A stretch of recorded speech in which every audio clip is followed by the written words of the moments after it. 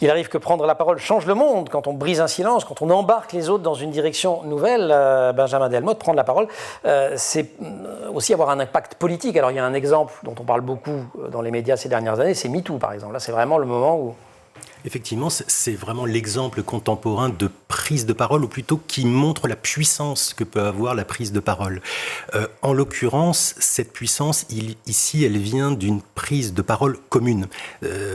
On n'a pas attendu, évidemment, MeToo pour dénoncer le sexisme ou la violence, les violences faites aux femmes, mais c'est la prise de parole commune de toutes ces femmes en même moment et à travers un nouvel outil qui a permis ici d'avoir les effets qu'on connaît. C'est ça, et on avait quand même un peu attendu, parce que le fait qu'elle soit massive, cette prise de parole, comme vous le soulignez, ça a amené des personnes qui probablement ne se seraient pas exprimées sur le sujet à le faire, donc ça a été aussi très important. Et c'est essentiel d'avoir de vraies prises de parole au bon fonctionnement de la démocratie, à tous les niveaux, c'est-à-dire que c'est essentiel également pour me forger une opinion. Si je n'ai pas conscience de ce qui se passe quand les gens parlent, je peux être manipulé, je peux être victime d'un communicant, d'une rhétorique très habile mais qui au fond est totalement creuse. Donc ça c'est fondamental.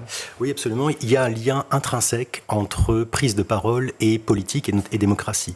La démocratie d'une certaine manière, c'est pas simplement qu'elle nous permet de prendre la parole et notamment via ces nouveaux outils que seraient les réseaux sociaux, c'est surtout qu'elle exige une parole et une parole qui permettent de s'inscrire dans un monde politique au sens fort du terme, qui permettent de construire, d'élaborer un monde.